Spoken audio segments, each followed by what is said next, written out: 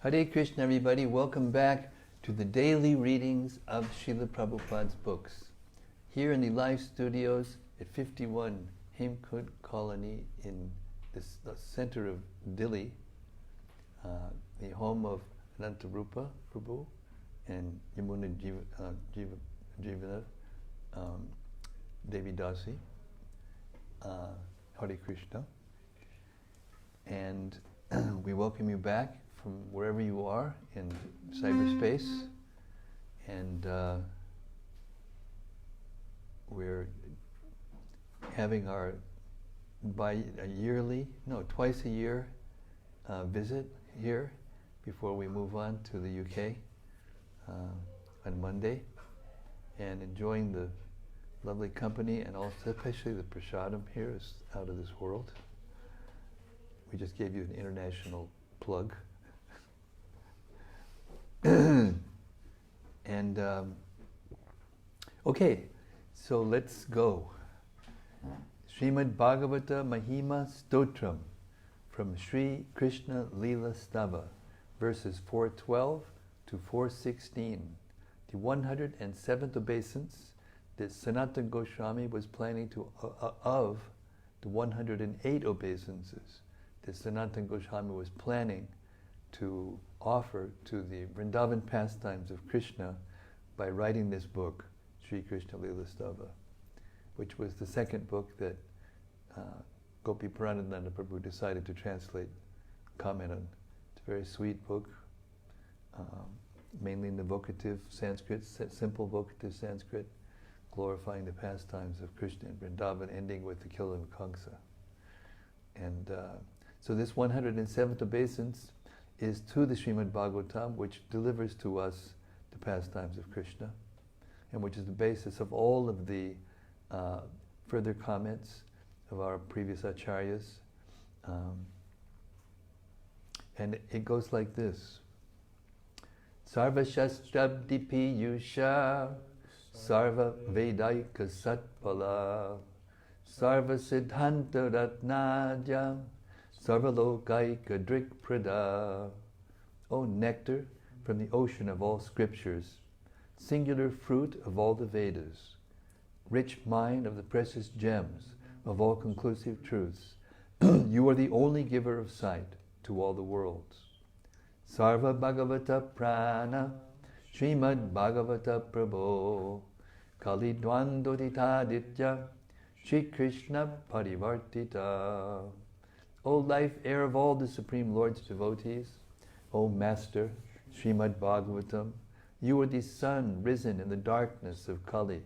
You are the exact image of Sri Krishna. Paramananda Pataya Prema Varshakshadayate Sarvada Sarvasevyaya Shri Krishnaya Namostume. I bow down to you, who is supremely blissful to read. Your every syllable pours down a flood of prema. You can always be served by everyone. You are Sri Krishna himself.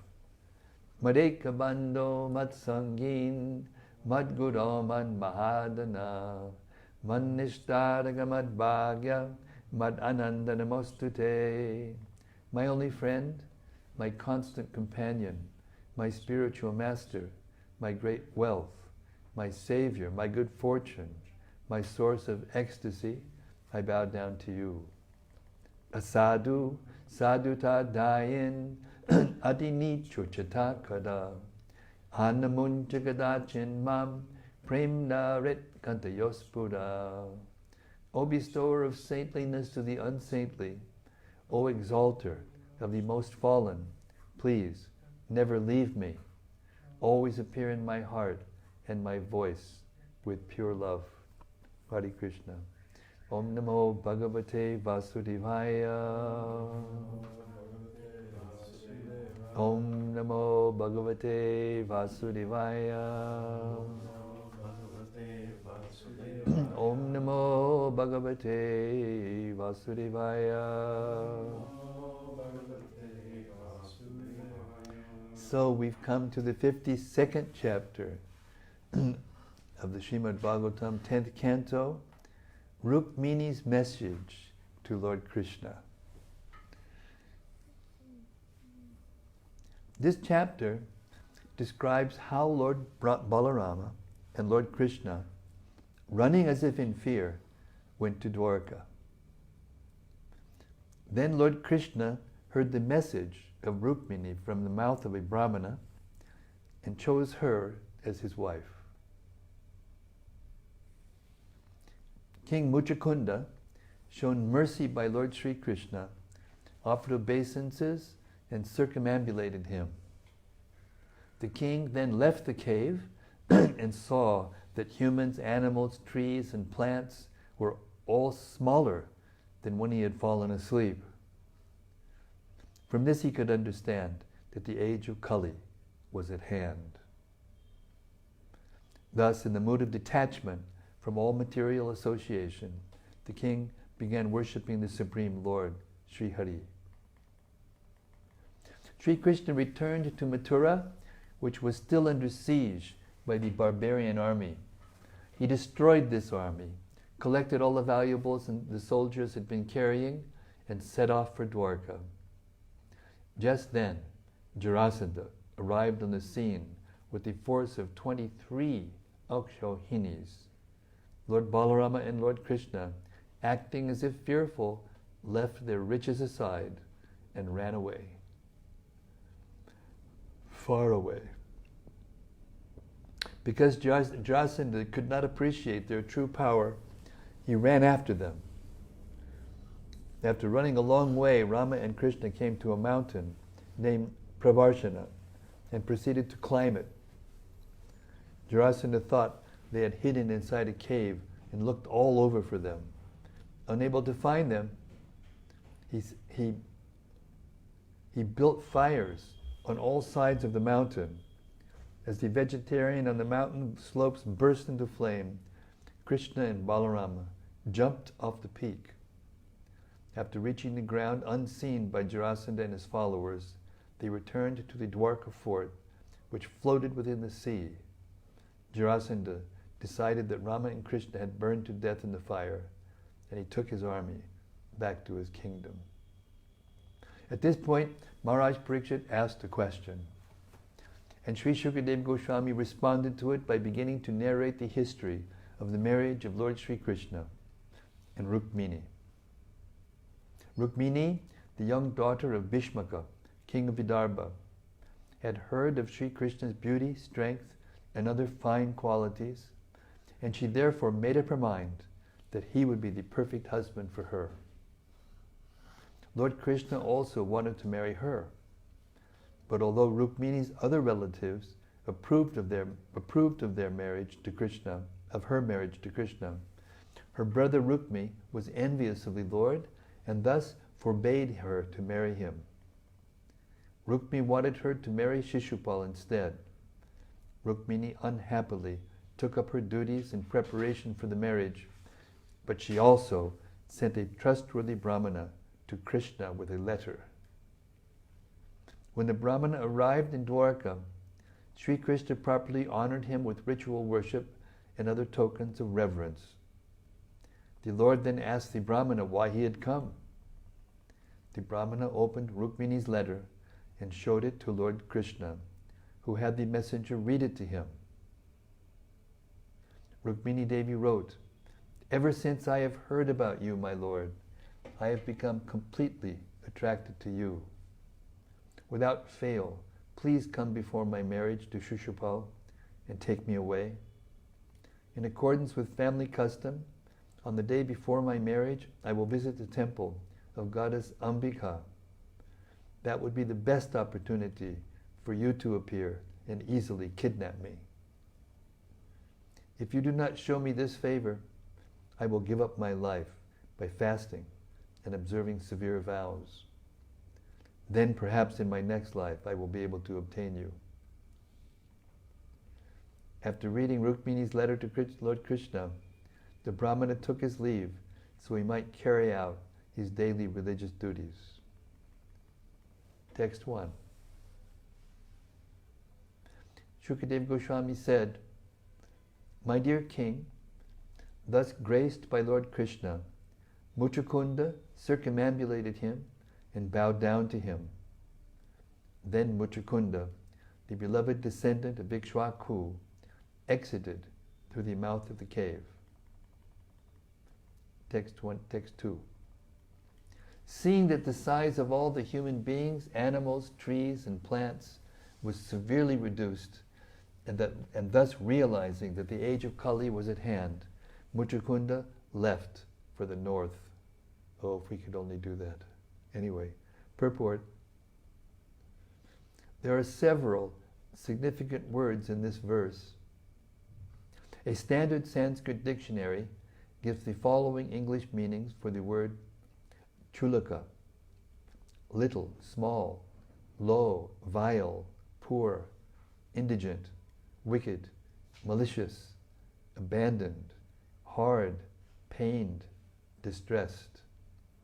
These are the symptoms of the age of Kali. And all these qualities are said here to apply to men, animals, plants, and trees in this age. We who are enamored of ourselves and our environment can perhaps imagine the superior beauty and living conditions available to people in former ages.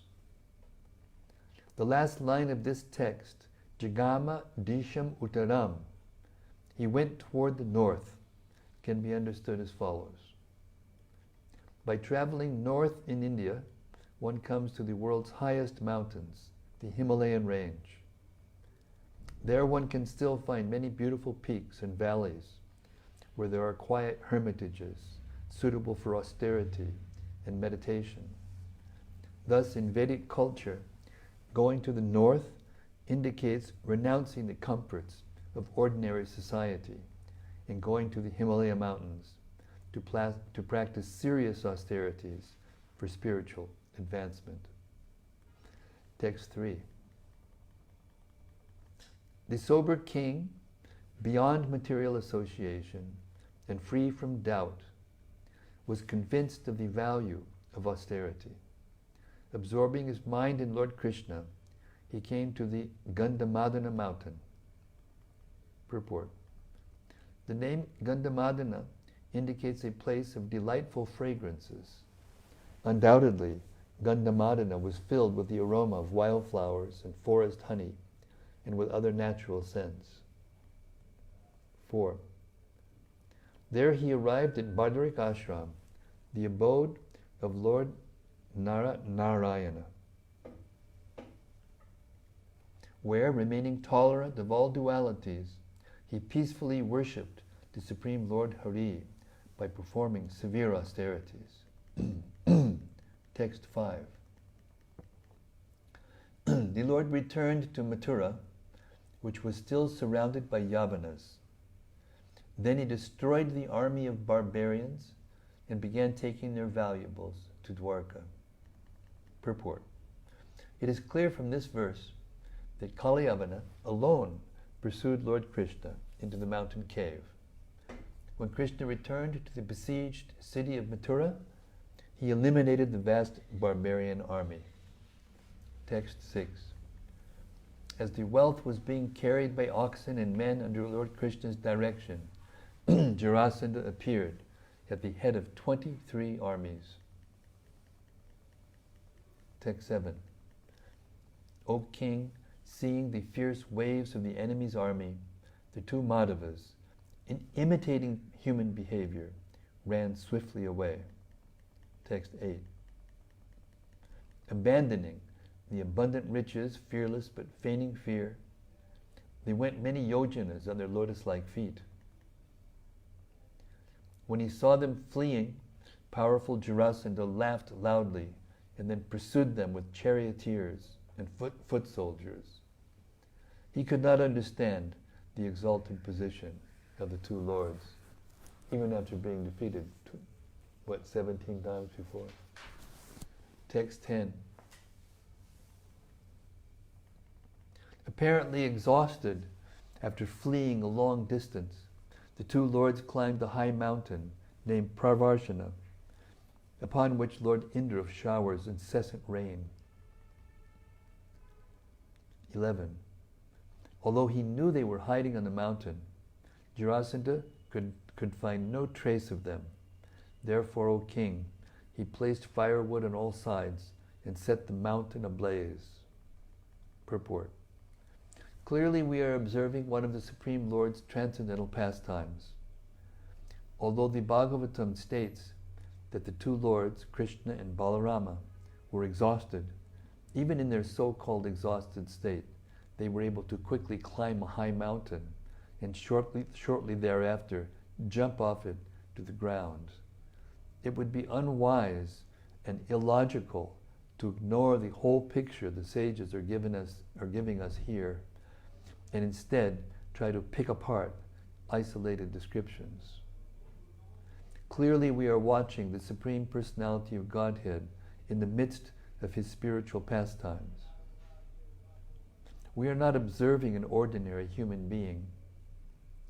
Lord Krishna and Lord Balarama were still quite young men when this pastime took place, and one can easily see in these descriptions how they must have been enjoying themselves, eagerly fleeing from the somewhat ridiculous King Jarasandha, racing up a mountain, jumping off and totally befuddling the constantly failing demon who somehow or other never lost confidence in himself.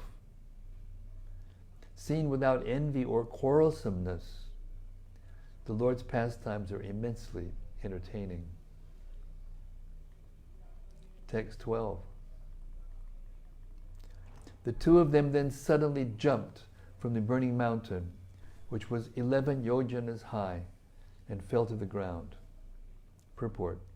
11 yojanas is approximately 90 miles. Text 13. Unseen by their opponent or his followers, O king, those two most exalted Yadus returned to their city of Dwarka, which had the ocean as a protective moat. Text 14. Jarasandha, moreover, mistakenly thought that Balarama and Keshava had burned to death in the fire. Thus he withdrew his vast military force and returned to the Magadha kingdom. Text 15. As ordered by Lord Brahma, Raivata, the opulent ruler of Anartha, gave Lord Balaram his daughter, Raivati, in marriage. This has already been discussed. Purport. The topic of Lord Krishna's marriage to Rukmini will now be discussed. By way of introduction, a brief mention is made of his brother Baladev's marriage. This marriage was alluded to in the 9th canto of the Bhagavatam, 3rd chapter, texts 33 through 36. Text 16 and 17. O hero among the Kurus, the Supreme Lord himself, Govinda, married Bhishmaka's daughter, Vaidarbi, who was a direct expansion of the goddess of fortune. The Lord did this by her desire, and in the process he beat down Shalva and other kings who took Shishupal's side. Indeed, as everyone watched, Sri Krishna took Rukmini just as Garuda boldly stole nectar from the demigods. Purport. Srila Jiva Goswami gives the following profound comments on these two verses. The words Shriyo Matram indicate that beautiful Rukmini is a direct expansion of the eternal goddess of fortune. Therefore, she is worthy to be the bride of the personality of Godhead. As stated in the Brahma Samhita 556, Shriyak Kanta Kanta Parama Purusha. In the spiritual world, all the female lovers are goddesses of fortune, and the male lover is the supreme personality. Thus, Srila Jiva Goswami explains, Srimati Rukmini Devi is a plenary portion of Srimati Radharani. The Kartika Mahatmya section of the Padma Purana states, Kaishore Gopakanyastha Yovane Rajakanyakaha. Those who were cowherds' daughters in their adolescence became kings' daughters in their young womanhood. Similarly, in the Skanda Purana, we find this statement, Rukmini Dwaravat Yam tu Radha Vrindavane Vane. Rukmini in Dwarka is also Radha in Vrindavan forest. The term Swayamvare here means by one's own choice. Although the word often refers to a formal Vedic ceremony in which an aristocratic girl may select her own husband, here it indicates the informal and indeed unprecedented events surrounding Krishna's marriage to Rukmini.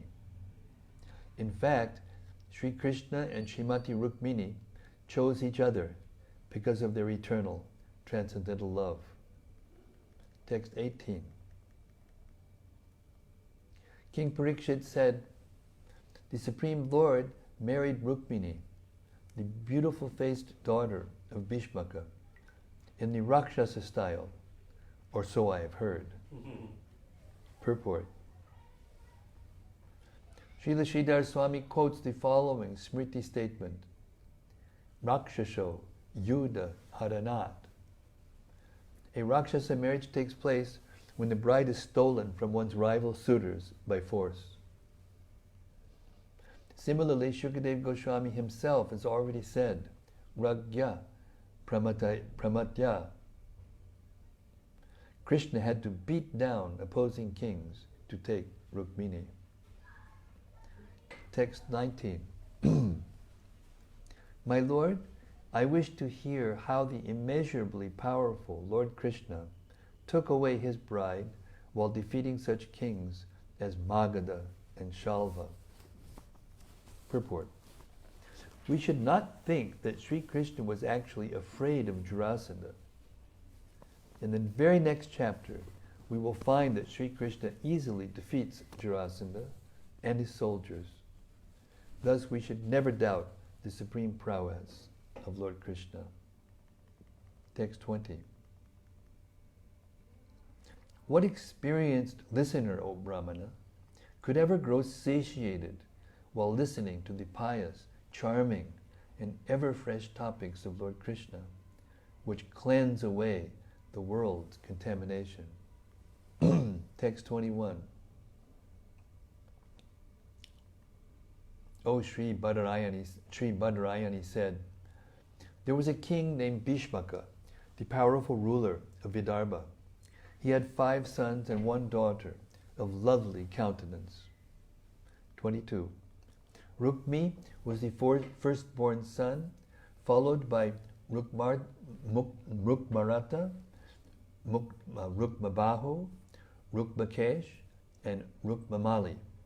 Their sister was the exalted Rukmini. 23. Hearing of the beauty, prowess, transcendental character, and opulence of Mukunda from visitors to the palace who sang his praises, Rukmini decided that he would be the perfect husband for her. Purport. The word sadrisham indicates that Rukmini and Sri Krishna had similar qualities and thus were naturally attracted to each other. King Bhishmaka was a pious man, and therefore many spiritually advanced persons must have visited his palace. These saintly persons undoubtedly preached openly about the glories of Sri Krishna. 24. Lord Krishna knew that Rukmini possessed intelligence, auspicious bodily markings, magnanimity, beauty, proper behavior, and all other good qualities. Concluding that she would be an ideal wife for him, he made up his mind to marry her. Purport. Just as Lord Krishna was described as Sadrisham Patim, an ideal husband for Rukmini, being just like her, Rukmini is described as Sadrishim Bharyam, an ideal wife for Sri Krishna, being just like him. That is natural, since Srimati Rukmini is Lord Krishna's internal potency. 25. Because Rukmini envied the Lord, O king, he forbade his family members to give his sister to Krishna, although they wanted to. Instead, Rukmini decided to give Rukmini to Shishupal. Purport. Rukmini abused his position as elder brother and acted with impure motives. He would only suffer for his decision. 26. Dark-eyed Vaidarbhi was aware of this plan, and it deeply upset her. Analyzing the situation, she quickly sent a trustworthy Brahmana to Krishna. 27. Upon reaching Dwarka, the Brahmana was brought inside by the gatekeepers and saw the primeval personality of Godhead sitting on a golden throne. 28. Seeing the Brahmana, Sri Krishna, Lord of the Brahmanas, came down from his throne and seated him. Then the Lord worshipped him just as he himself is worshipped by the demigods. Text 29. After the Brahmana had eaten and rested, Sri Krishna, the goal of saintly devotees, came forward, and while massaging the Brahmana's feet with his own hands, he patiently questioned him as follows. Text 30. The Supreme Lord said, O best of exalted Brahmanas, are your religious practices, sanctioned by senior authorities, proceeding without great difficulty? Is your mind always fully satisfied? Purport. Here we have translated the word dharma as religious practice, although this does not fully convey the Sanskrit sense of the word. Krishna did not appear within a secular society. The people in the Vedic times could hardly imagine a society that did not understand the need to obey God's law. Thus, to them, the word dharma conveyed a sense of duty in general, higher principles, prescribed duty, and so on. It was automatically understood that such duties were within a religious context. But religion in those days was not a specific aspect or department of life, but rather a guiding light for all activities. Irreligious life was considered demoniac, and God's hand was seen in everything. Text 31. When a Brahmana is satisfied with whatever comes his way and does not fall away from his religious duties, those very religious principles become his desire cow, fulfilling all his wishes. 32. An unsatisfied Brahmana wanders restlessly from one planet to another, even if he becomes king of heaven. But a satisfied Brahmana, though he may possess nothing, rests peacefully, all his limbs free of distress. Purport. Those who are unsatisfied feel distress throughout their body, becoming subject to many diseases. A satisfied Brahmana, however, though he may possess nothing, is peaceful and calm, and there is no distress within his body or mind. 33. I repeatedly bow my head in respect to those Brahmanas who were satisfied with their lot. Saintly, prideless, and peaceful, they are the best well-wishers of all living beings. Purport. Srila Sridhar Swami explains that swalabha also means achieving oneself, or in other words, self-realization. Thus, an advanced Brahmana is always satisfied with his spiritual understanding, never depending on material formalities or facilities. Text 34.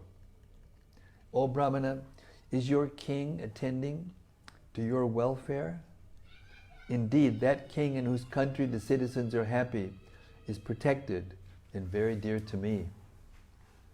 Text 35. Whence have you come, crossing the impassable sea? And for what purpose? Explain all this to us, if it is not a secret, and tell us what we may do for you. 36. Thus questioned by the Supreme Personality of Godhead, who incarnates to perform his pastimes, the Brahmana told him everything. Purport. The word grihita may be translated as grasped or caught, and thus, exactly as in English, may also mean to perceive or understand something. Therefore, Lord Krishna's transcendental body is perceived, understood, or in other words, grasped by the devotees when the Lord comes to exhibit his transcendental pastimes. These pastimes are not whimsical, but are a part of the complex program structured and executed by the Lord himself for awakening the conditioned souls to their natural love and devotion for him and bringing them back to Godhead. Text 37. Sri Rukmini said in her letter, as read by the Brahmana, O beauty of the worlds, having heard of your qualities, which enter the ears of those who hear and remove their bodily distress, and having also heard of your beauty, which fulfills all the visual desires of those who see, I have fixed my shameless mind upon you, O Krishna. Purport. Rukmini was a king's daughter, courageous and bold, and furthermore, she would rather die than lose Krishna. Considering all this, she wrote a frank, explicit letter begging Krishna to come and take her away. Text 38. O Mukunda, you are equal only to yourself in lineage, character, beauty, knowledge, youthfulness, wealth, and influence. O Lion among men, you delight the minds of all mankind. What aristocratic, sober-minded, and marriageable girl of a good family would not choose you as her husband when the proper time has come? 39. Therefore, my dear Lord, I have chosen you as my husband, and I surrender myself to you. Please come swiftly, O Almighty One, and make me your wife. My dear lotus-eyed Lord, let Shishupal never touch the hero's portion like a jackal stealing the property of a lion. 40. If I have sufficiently worshipped the Supreme Personality of Godhead by pious works, sacrifices, charity, rituals, and vows, and also by worshipping the demigods, brahmanas, and gurus, then may Gadagraja come and take my hand, and not Dhammaghosha's son, or anyone else. Purport. The Acharyas comment as follows on this verse. Rukmini felt that no one could obtain Lord Krishna by the efforts of a single lifetime. Therefore, she earnestly pointed out the pious activities she had performed in that life and previous lives, hoping to convince Sri Krishna to come. Text 41. O unconquerable one, tomorrow when my marriage ceremony is about to begin, you should arrive unseen in Vidarbha and surround yourself with the leaders of your army. Then crush the forces of Chaitya and Magadendra and marry me in the Rakshasa style, winning me with your valor. Purport. As Srila Prabhupada points out in Krishna, the Supreme Personality of Godhead, Rukmini, being born of royal blood, certainly had in brilliant grasp of political affairs. She advised Sri Krishna to enter the city alone and unnoticed, and then surround himself with his military commanders so that he could do what was needed. Srila Vishwanath Chakravarti compares the coming fight to the Lord's churning of the ocean to extract the goddess Lakshmi. Gorgeous Rukmini, the goddess of fortune, would be gained in the coming turbulence. Text 42. Since I will be staying within the inner chambers of the palace, you may wonder, how can I carry you away without killing some of your relatives? But I shall tell you a way. On the day before the marriage, there is a grand procession to honor the royal's family deity, the royal family's deity. And in this procession, the new bride goes outside the city to visit goddess Girija. Purport.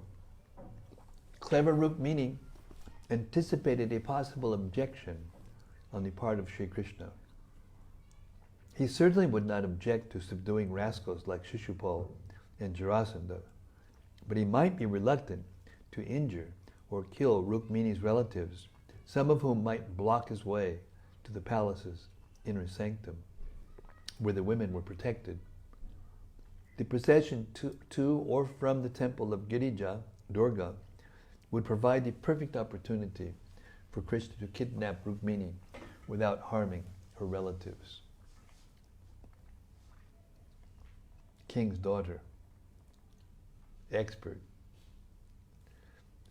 O lotus-eyed one, great souls like Lord Shiva hanker to bathe in the dust of your lotus feet and thereby destroy their ignorance. If I cannot obtain your mercy, I shall simply give up my vital force, which will have become weak from the severe penances I will perform.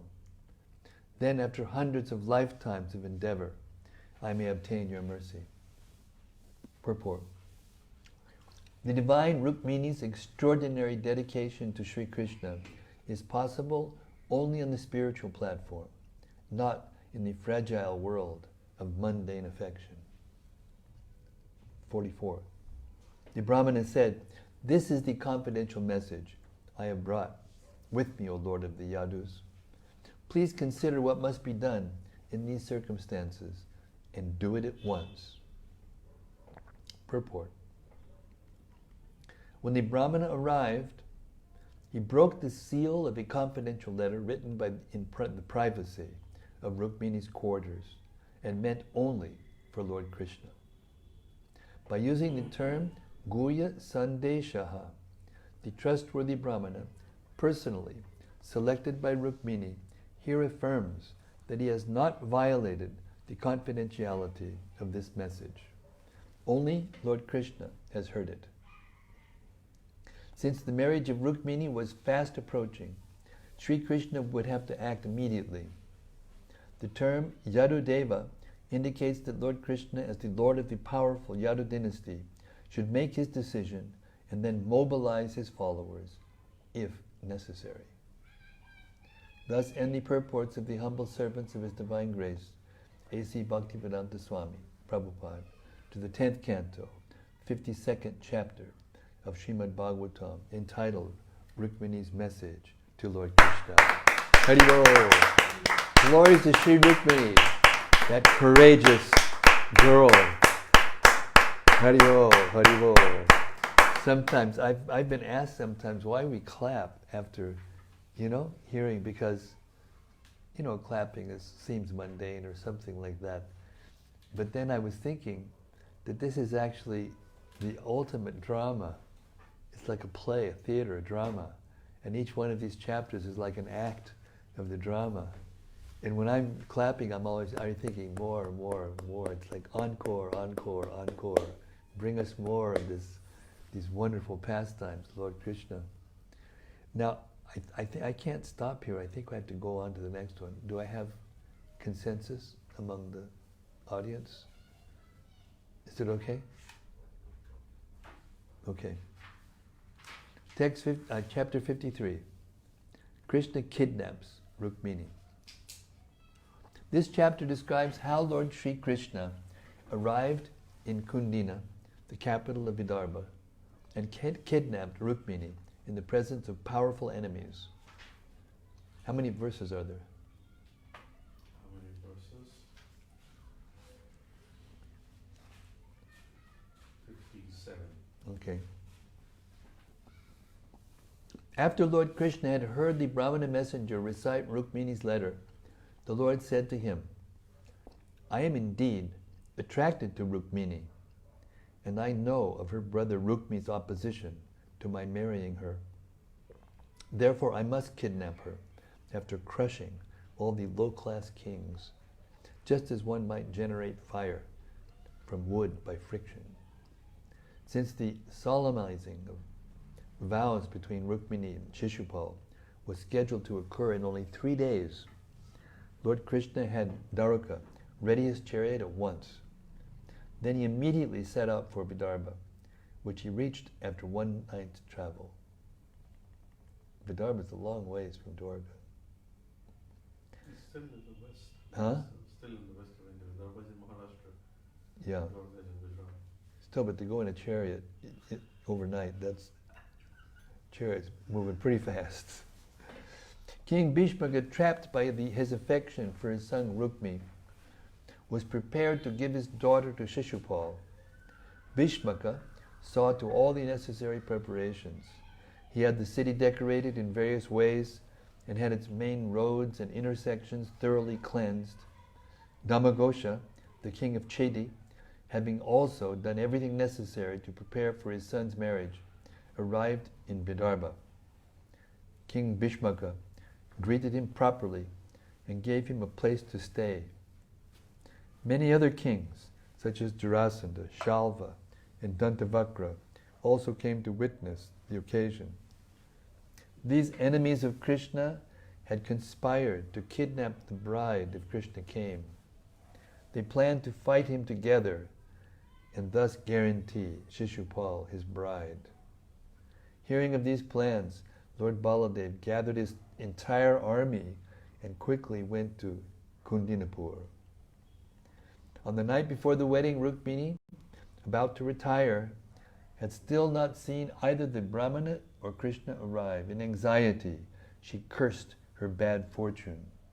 But just then she felt her left side twitch, a good omen. Indeed, the Brahmana shortly appeared and related to her what Krishna had said, including his firm promise to kidnap her. When King Bhishmaka heard that Krishna and Balaram had arrived, he went out to greet them to the accompaniment of triumphant music. He worshipped the lords with various gifts and then designated residences for them. Thus, the king showed due respect to the lords as he did to each of his numerous royal guests. The people of Vidarbha, seeing Lord Krishna, remarked to one another that he alone would be a suitable husband for Rukmini. They prayed that on the strength of whatever pious credit they had, Krishna might win Rukmini's hand. When the time came for Srimati Rukmini Devi to visit the temple of Sri Ambika, she proceeded there surrounded by many guards. After bowing down to the deity, Rukmini prayed to be allowed to have Sri Krishna as her husband. Then she took the hand of a girlfriend and left the Ambika temple. Seeing the inexpressible beauty, the great heroes present dropped their weapons and fell to the ground unconscious. Rukmini walked with deliberate steps until she noticed Krishna. Then, as everyone looked on, Sri Krishna took Rukmini onto his chariot, like a lion claiming his rightful share from a band of jackals. He drove back all the opposing kings and slowly made his exit, followed by his associates. Jarasandha and the other kings, unable to unable to bear their defeat and dishonor, loudly condemned themselves, declaring that this defamation was like a petty animal stealing away what rightly belongs to a lion. Text 1.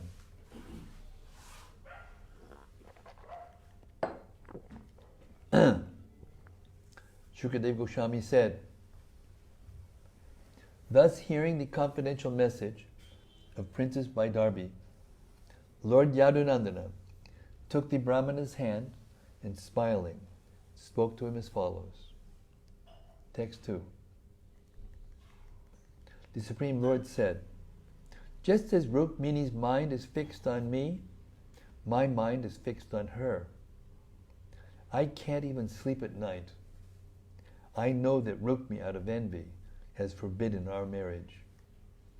Text 3.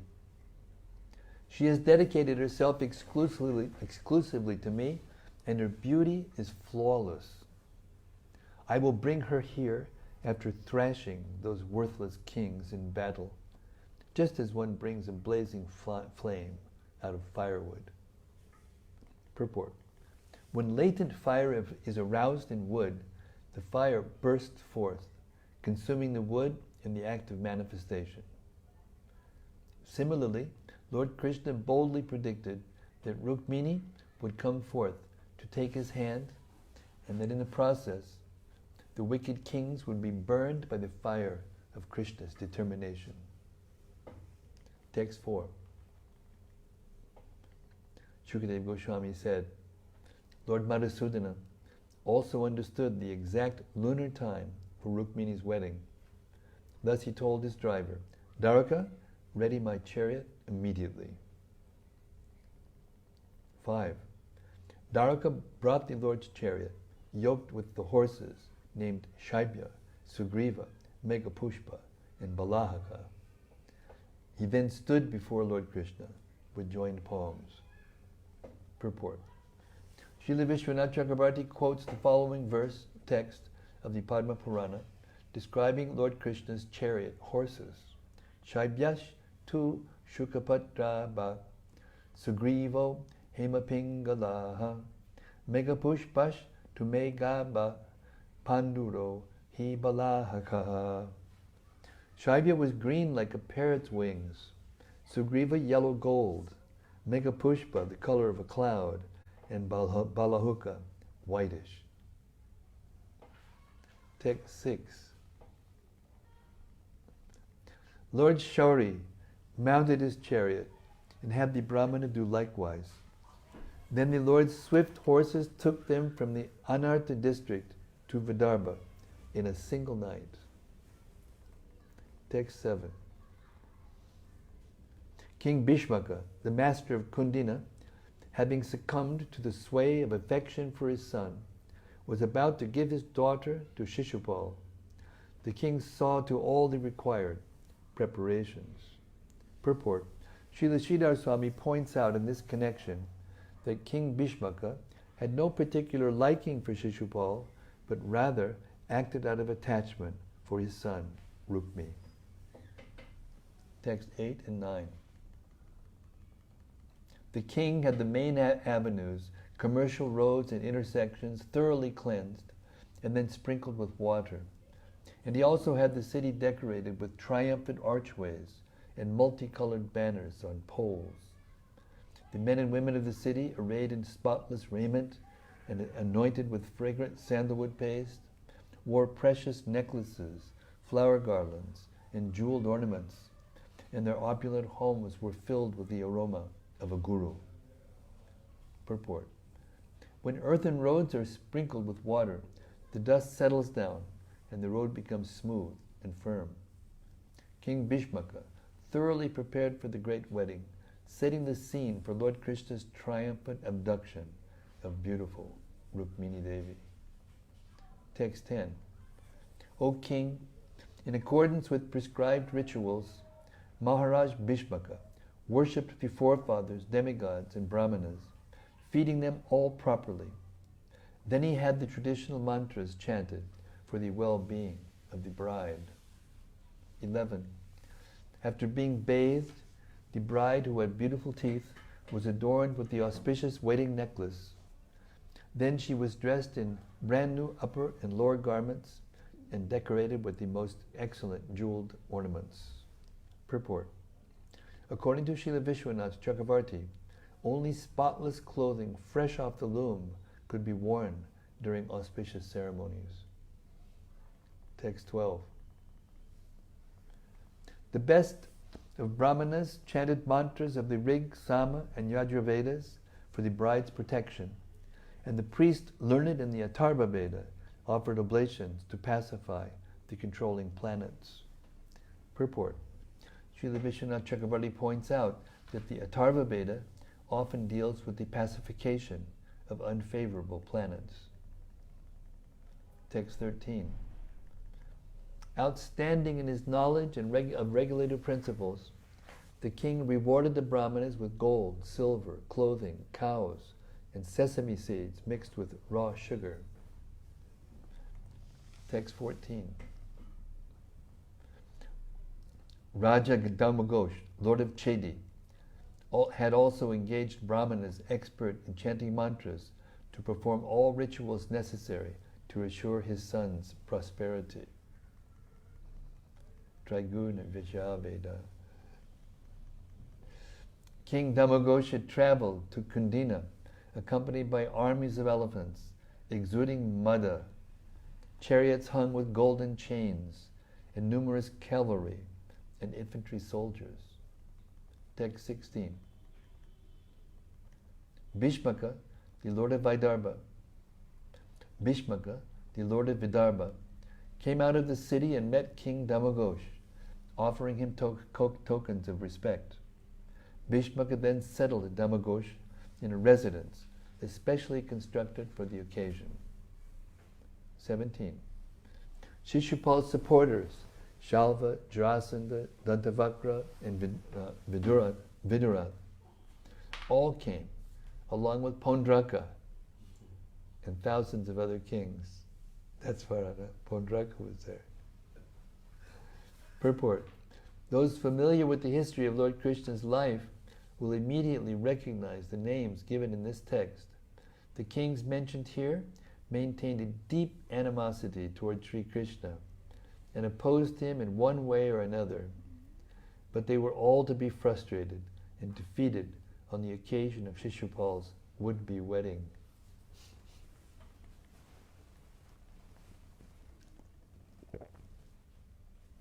To secure the bride for Shishupal, the kings, who envied Krishna and Balarama, came to the following decision among themselves. If Krishna comes here with Balarama and the other Yadus to steal the bride, we shall band together and fight him. Thus those envious kings went to the wedding with their entire armies and a full complement of military conveyances. It's like a war, you know. Purport. The word samata, which normally means bound tightly together, may also mean thoroughly struck down or killed. Thus, although Krishna's enemies thought they were unified and strong, samata, in a former sense, they could not successfully oppose the personality of Godhead, and consequently, they would be struck down and killed, samata, in the latter sense. Text 20, 21. When Lord Balarama heard about these preparations of the inimical kings and how Lord Krishna had set off alone to steal the bride, he feared that a fight would ensue. Immersed in affection for his brother, he hurried to Kundina with a mighty army consisting of infantry and of soldiers riding on elephants, horses, and chariots. 22. The lovely daughter of Bhishmaka anxiously awaited the arrival of Krishna, but when she did not see the Brahmana return, she thought as follows. 23. Princess Rukmini thought, alas, my wedding is to take place when the night ends. How unlucky I am. Lotus-eyed Krishna does not come. I don't know why. And even the Brahmana messenger is not yet returned. Purport. It is apparent from this verse as confirmed by Srila Sridhar Swami, that the present scene takes place before sunrise. Text at 24. Perhaps the faultless Lord, even while preparing to come here, saw something contemptible in me, and therefore has not come to take my hand. Purport. Princess Rukmini boldly invited Sri Krishna to kidnap her. When Rukmini did not see him come, she naturally feared that he had rejected her proposal, perhaps finding some unacceptable quality in her. As expressed here, the Lord himself is anabadya, faultless, and if he saw some fault in Rukmini, she would be an unworthy bride for him. It was natural for the young princess to feel such anxiety. Furthermore, if Sri Krishna had actually made this decision, it would be natural for the Brahmana to fear Rukmini's reaction were he to bring her the news, and that would explain why he had not come. Text 25. I am extremely unfortunate, for the Creator is not favorably disposed toward me, nor is the great Lord Shiva, or perhaps Lord Shiva's wife Devi, who is known as Gauri, Rudrani, Girija, and Sati, has turned against me. Purport. Srila Vishwanath Chakravarti explains that Rukmini might have thought, even if Krishna wanted to come, he might have been stopped on the path by the Creator, Brahma, who was not favorably inclined toward me. But why should he be unfavorable? Perhaps it is Maheshwara, Lord Shiva, whom on some occasion I did not properly worship, and who thus became angry with me.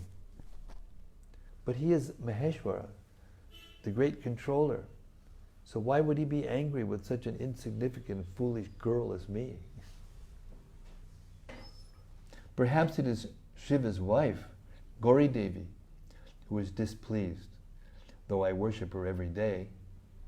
Alas, alas, how I have offended her, so that she has turned against me. But after all, she is Rudrani, the wife of Rudra, and her very name means one who makes everyone cry. So perhaps she and Shiva want me to cry.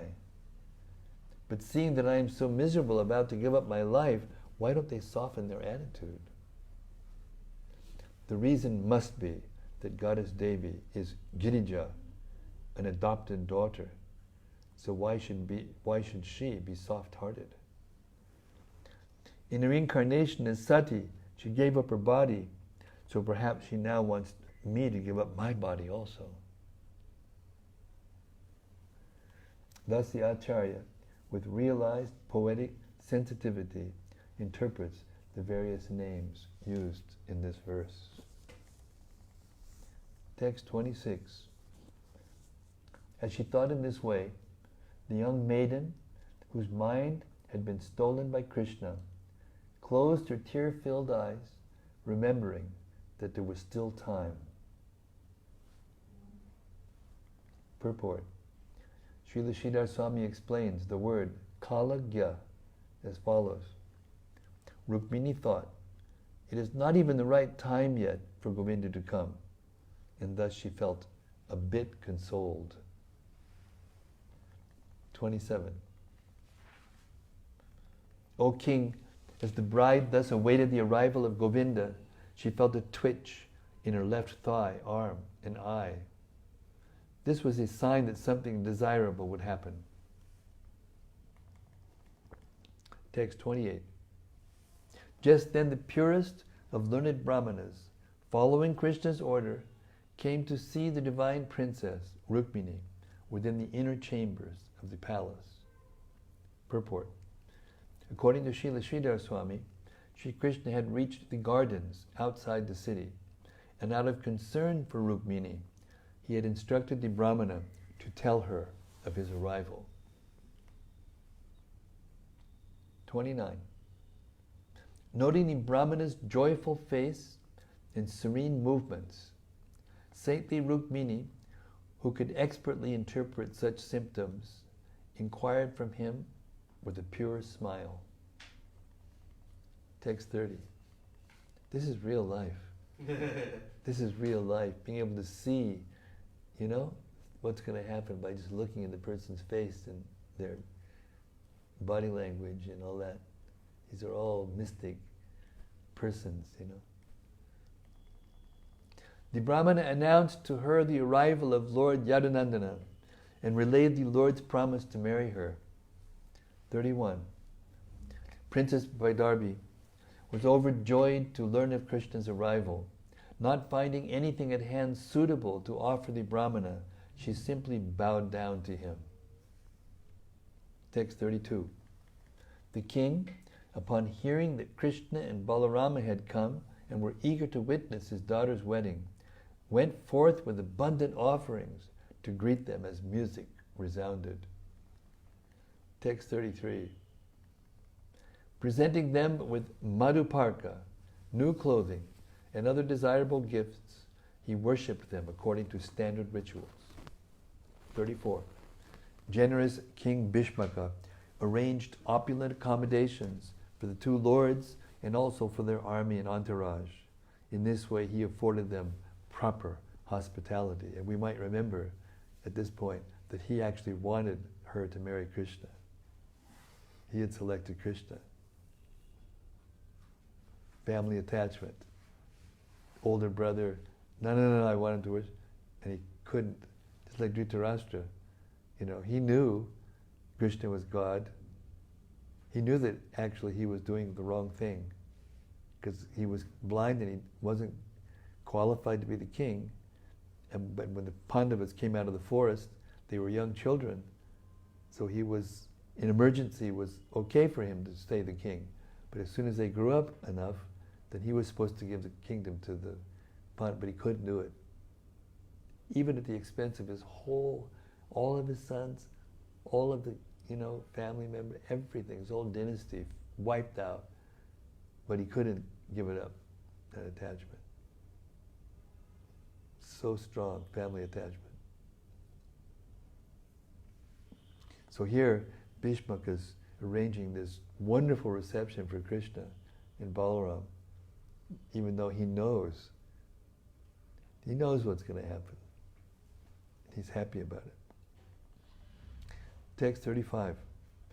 Thus it was that Bhishmaka gave all desirable things to the kings who had assembled for the occasion, honoring them as befitted their political power, age, physical prowess, and wealth.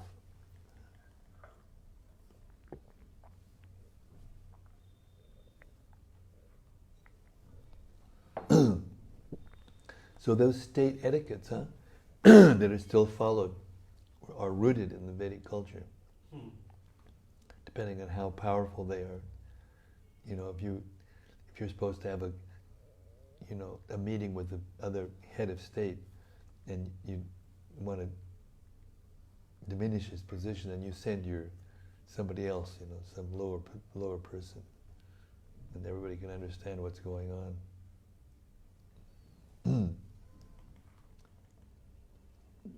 36.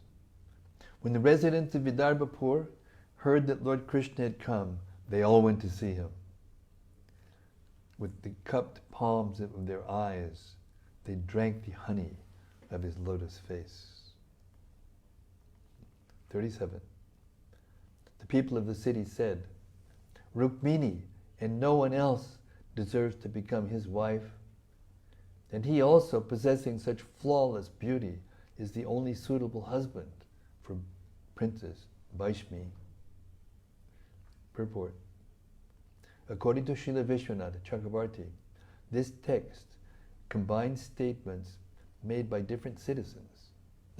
Some pointed out that Rukmini was a suitable wife for Krishna, and others said that no one else was suitable. Similarly, some stated that Krishna was most suitable for Rukmini, and others stated that no one else would be a suitable husband for her. 38. May Achyuta, the creator of the three worlds, be satisfied with whatever pious works we may have done, and show his mercy by taking the hand of Vaidarbhi. Purport. The devoted citizens of Vidarbha lovingly offered their entire stock of pious credit to Princess Rukmini. They were very eager to see her marry Lord Krishna. 39. Bound by their swelling love, the city's residents spoke in this way. Then the bride, protected by guards, left the inner palace to visit the temple of Ambika. Purport. Srila Vishwanath Chakravarti quotes the Medini Dictionary's definition of the word kala, or kala, as follows. Kala mule pravidau syach chila dao angsha matrike. The word kala means root, increase, a stone, or a mere part. 40 and 41. Rukmini silently went out on foot to see the lotus feet of the deity, Bhavani. Accompanied by her mothers and girlfriends, and protected by the king's valiant soldiers, who held their upraised weapons at the ready, she simply absorbed her mind in the lotus feet of Krishna. And all the while, mridangas, conch shells, panavas, horns, and kettle drums resounded. 42-43. Behind the bride followed thousands of prominent courtesans, bearing various offerings and presents, along with well-adorned brahmanas' wives, singing and reciting prayers, and bearing gifts of garlands, scents, clothing, and jewelry. There were also professional singers, musicians, bards, chroniclers, and heralds. Purport. Srila Vishwanath Chakrabarti explains that from her own quarters up to the temple of Bhavani, Rukmini went by palanquin, and thus was easily protected. Only for the last 12 to 15 feet from the palace to the temple area did she go on foot, with royal bodyguards stationed outside the temple on all sides. See how intelligent she was? She knew there was just going to be 10 to 15 feet, which was going to be an opportunity for Krishna to come and kidnap her. Politician, expert, huh? Expert, statecraft, strategy. Is intelligent, not just getting swept away by mundane emotional sentiment. She had a plan. So smart, huh? Text 44. Upon reaching the goddess's temple, Rukmini first washed her lotus feet and hands, and then sipped water for purification. Thus sanctified and peaceful, she came into the presence of Mother Ambika. 45. The older wives of Brahmanas, expert in the knowledge of rituals, led young Rukmini in offering respects to Bhavani, who appeared with her consort, Lord Bhava. Purport. According to the Acharyas, here the term Bhavanbitam indicates that in the Ambika temple visited by Rukmini, the presiding deity was the goddess, whose husband appeared in an accompanying role. Thus the ritual was properly performed by women. There you go. Women's libs right there. Srila Vishwanath Chakravarti comments that the term Vidigya may be understood to mean that since the learned wives of Brahmanas knew of Rukmini's desire to marry Krishna, the verb Vandayam Chakru thus indicates that they had prompted her to pray for what she really wanted. In this way, like the goddess Bhavani, Rukmini could be united with her eternal male companion. Text 46. Princess Rukmini prayed, O Mother Ambika, wife of Lord Shiva, I repeatedly offer my obeisances unto you, together with your children. May Lord Krishna become my husband. please grant this. Text 47 and 48. Rukmini worshipped the goddess with water, scents, whole grains, incense, clothing, garlands, ornaments such as jeweled necklaces, and other prescribed offerings and gifts, and also with arrays of lamps. The married Brahmana women each performed worship simultaneously with the same items, also offering savories and cakes, prepared betel nut, auspicious beaded necklaces, fruit, and sugar cane. 49. The ladies gave the bride the remnants of the offerings and then blessed her. She in turn bowed down to them and the deity and accepted the remnants as prasada. Text 50. The princess then gave up her vow of silence and left the Ambika temple, holding on to a maidservant with her hand, which was adorned with a jeweled ring. 51 to 55.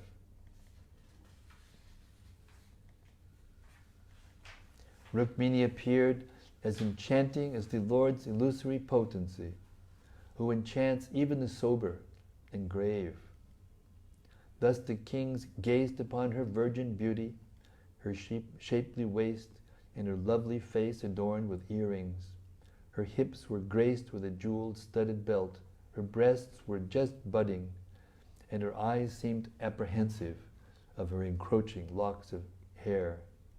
She smiled sweetly, her jasmine bud teeth reflecting the glow of her bimba red lips. As she walked with the motions of royal swan, the effulgence of her tinkling ankle bells beautified her feet. Seeing her, the assembled heroes were totally bewildered. Lust tore at their hearts.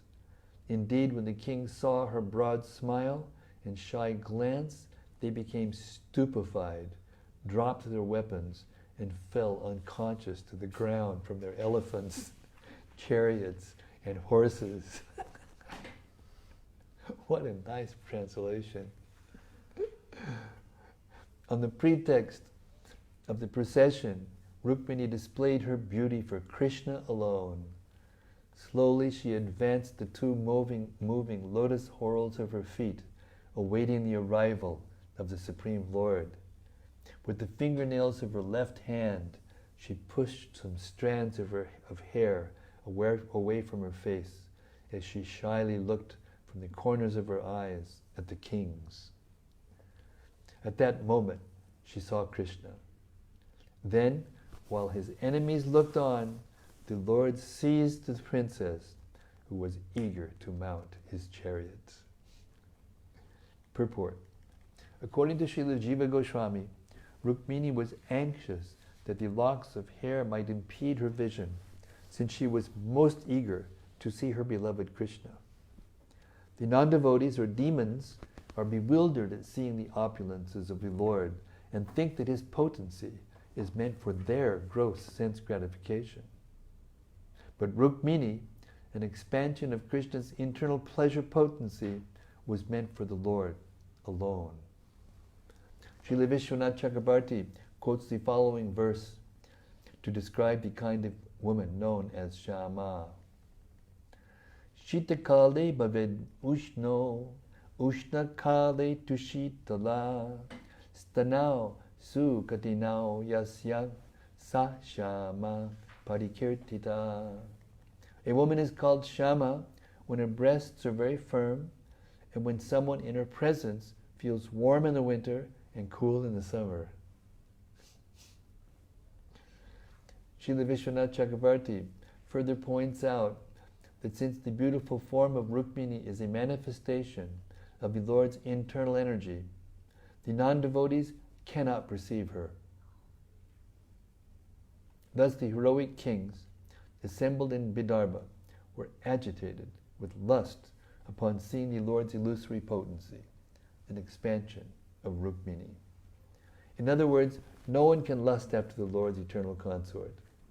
Since as soon as one's mind is contaminated with lust, the covering of Maya separates one from the pristine beauty of the spiritual world and its inhabitants. What a wonderful sentence. I've got to repeat that.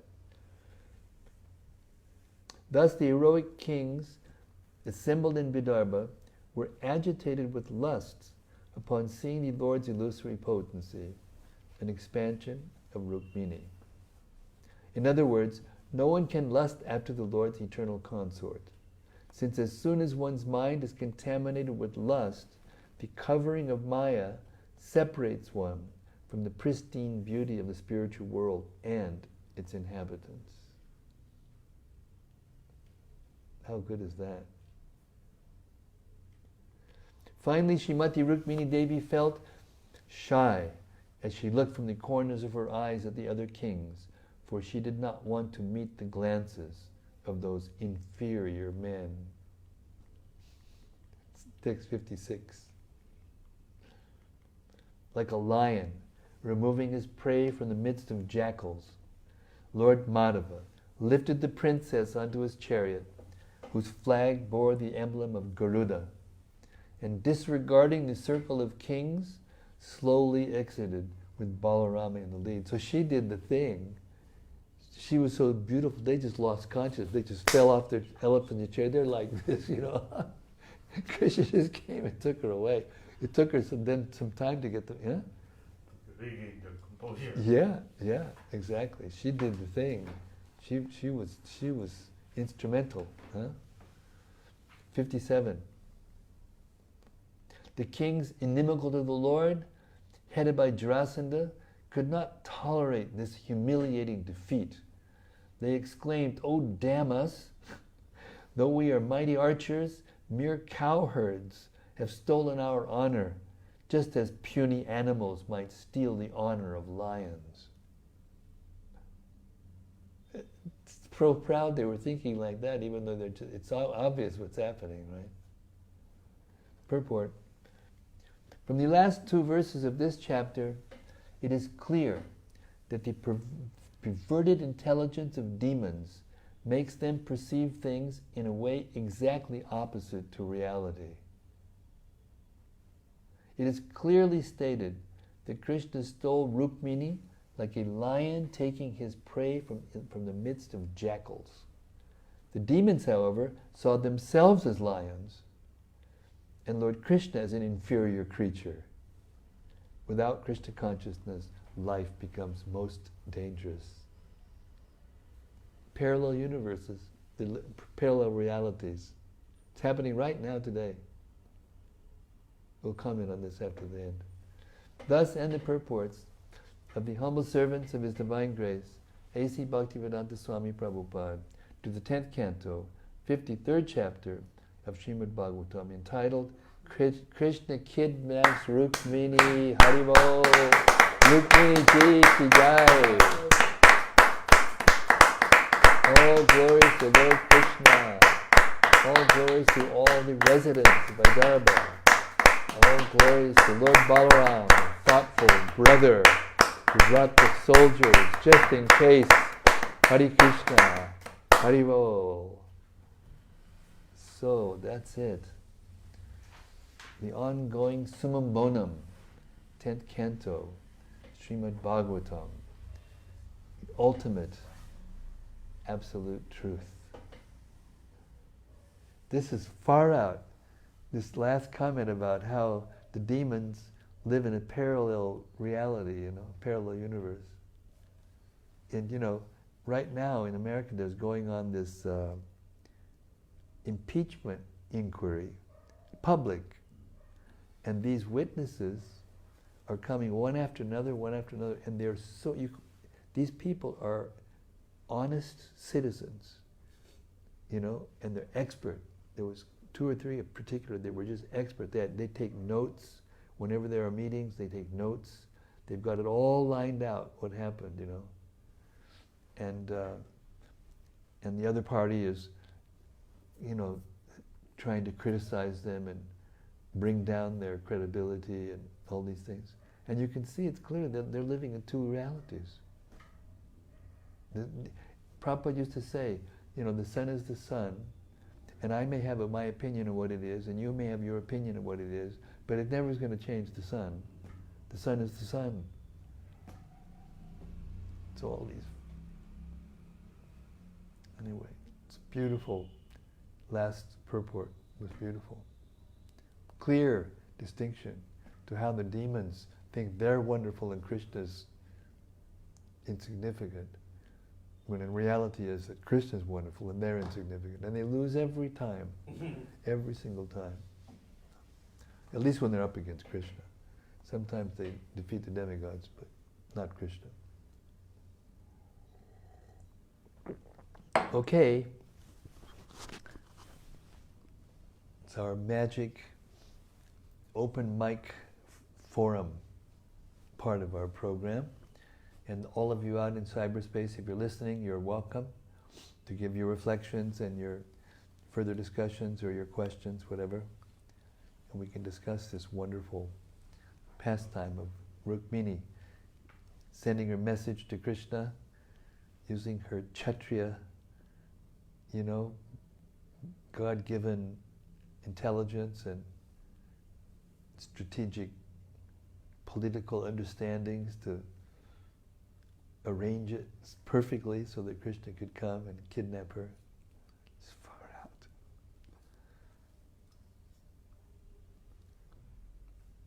Yes, Anantarupa has something to say.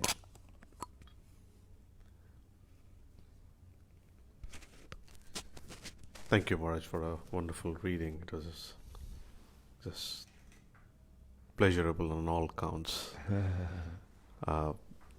An observation followed by a question. I'll start with the observation first. Minor details, but what was startling is the depth, the propriety, the appropriateness of Vedic culture through all this. And I'll cite a few examples that caught my attention, and how Krishna, at all levels, performs the role of upholder of Vedic culture. The first thing is Rukmini's choice of a Brahmana. And she's a Kshatriya. She did not choose a secret spy, or they have their own people. Yes, so when it really comes to kind of your neck is in the block kind of a situation, you repose faith not on Kshatriya intrigue, but on Brahminical Brahmatej. Absolutely. So that was something very in the face for me. Well said, yes. The second was how Krishna received the Brahmana personally massaging his lotus feet. Again, another demonstration of very deep Vedic culture and etiquette. But what was probably the most telling example is Rukmini was extremely anxious to see Krishna. And this is not an ordinary girl. She has Krishna's pleasure potency, So they can manipulate the inferior material energy whichever way they choose. And the temple that she was going to, her family deity, was actually Lord Shiva and Parvati. So again, everybody is inferior to Lord Krishna, but clearly when we talk about Brahma, Vishnu and Maheshwar, it's very well documented what Lord Shiva's position is, but Lord Shiva is a devotee. So as anxious as she was, she would still maintain the etiquette of completing her worship of Lord Shiva and then sort of letting her plans unfold. But she's also praying to the deity. Correct. The whole sort of sequence of things. And the ladies who were conducting, the senior Brahmana ladies who were conducting the ritual, right? They wouldn't let men do this. No. They understood and they were praying. Correct. They were all praying. There was Brahmin ladies and Rukmini. These warriors didn't stand a chance. So they did everything so properly that everything the perfect. Brahmana's position, Lord Shiva's position is maintained, and at the same time, Krishna comes out superior and supreme and victorious. Yeah. Beautiful, beautiful. And then the question, Prabhupada repeatedly says in multiple places that he uses a Bengali quotation, Avashya Rakshibhe Krishna, that devotees should have this unflinching faith under all circumstances that Krishna is our Supreme Lord and Krishna will protect us, Krishna will save us. So, on one hand, we have that kind of a guideline for devotees. Whereas here we have Rukmini, who is Krishna's pleasure potency, or an expansion of Krishna's pleasure potency.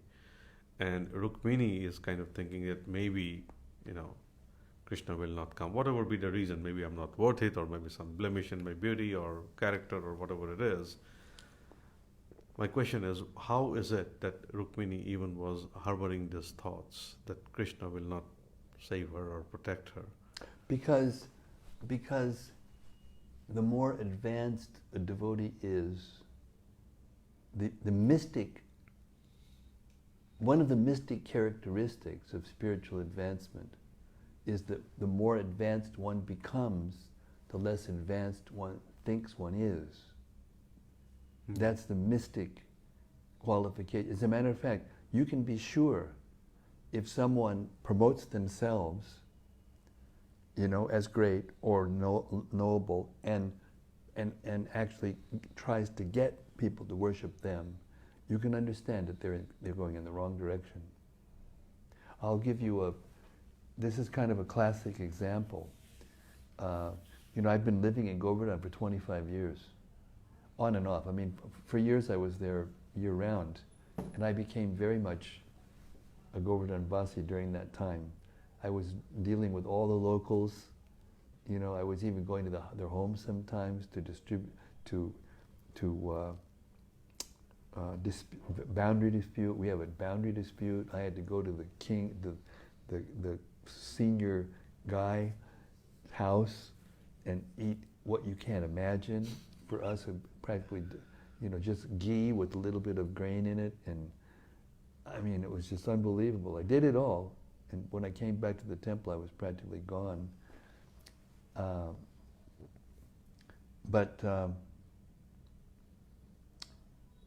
So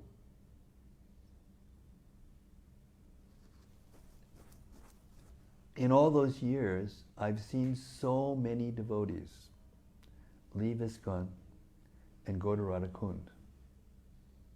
And when I would talk to them, because in the beginning, when that first started to happen, they would come to me as kind of like a comrade, And I saw a common denominator. Not all of them, but most of them, by far the majority of them. They had attitudes towards even Prabhupada and ISKCON, and they thought that they were superior.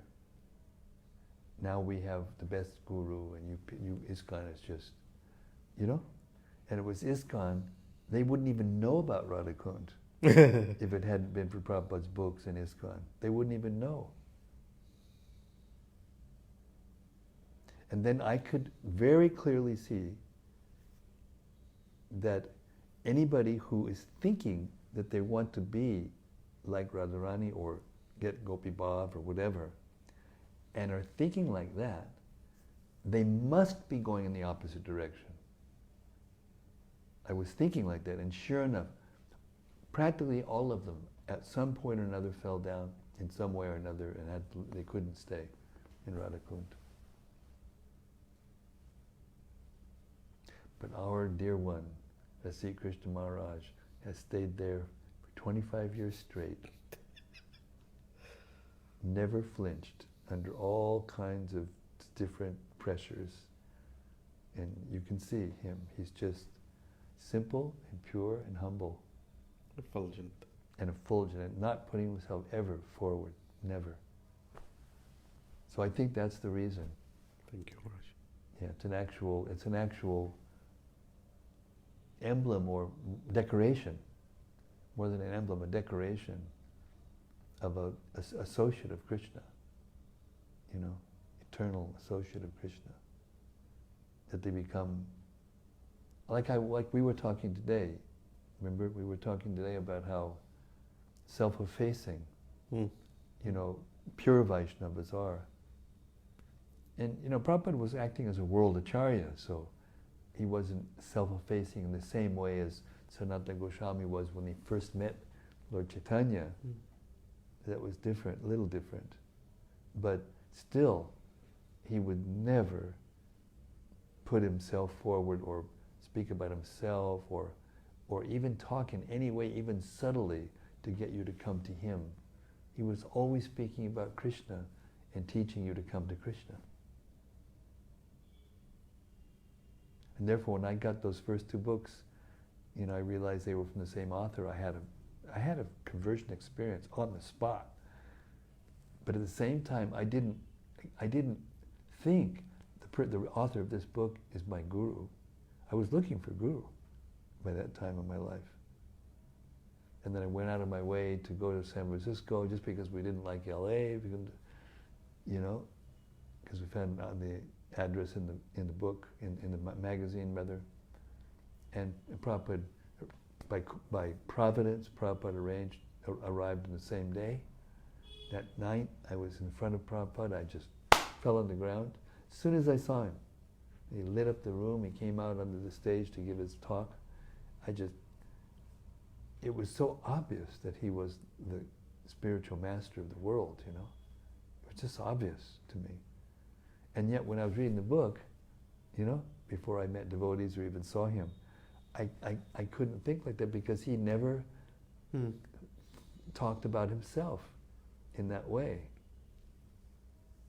And the more, of course, that was 1972, that was the very beginning, so now it's so clear.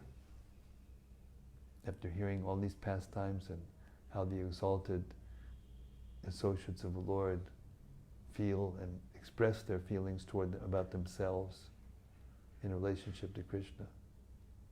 What's that verse? I chant this verse every day during my morning program. Matsamo nasti papatma naparadi nakaschana puri hare pilajjame kim bruve purushottama. Lajja means ashamed, And this verse means, O Purushottama, no sinner or offender is as bad as I am. How can I describe my shame? That's the verse. There's no but, you are the but, I am but, nothing, just that's it. It's one of the prayers that are offered after deity worship for begging forgiveness for offenses. So I think that's the reality of why Rukmini thought, that there must be something wrong with me, that just to display the true, And Radharani, she's the source. She's the source, and if you listen to her prayers very carefully, she's glorifying the trees and the clouds and the cows and the deer, that they're all better. I wish I could be as good devotees as you. The pinnacle of humility. Thank you. Hare Krishna. Thank you for your questions, and thank you for your analysis, and it just brought the point home that we've been talking about the last couple of days, which I won't speak about in public, but I'll speak to you about it later. Hare Krishna. Okay, anybody else? Anybody from cyberspace having something to say? They've fallen off their chariots and horses and elephants, and they're landing on the ground, amazed by Rukmini's beauty and Krishna's greatness, wonderfulness. Okay, we'll stop here. Hare Krishna. Thank you very much. Srimad-Bhagavatam ki jai. All glories to the pastimes of Krishna and Rukmini, and all glories to all the devotees of the Lord. And we'll see you tomorrow night at the same time. We're still here in the palace of Anantarupa Prabhu and Yamuna Pavani Devi Dasi. and basking in their hospitality and prasadam. Tomorrow night, we'll continue the daily readings of Srila Prabhupada's books every day as much as possible. Hare Krishna. Gaur Premanandi, Hari Hari Bol. Srila Prabhupada ki jai.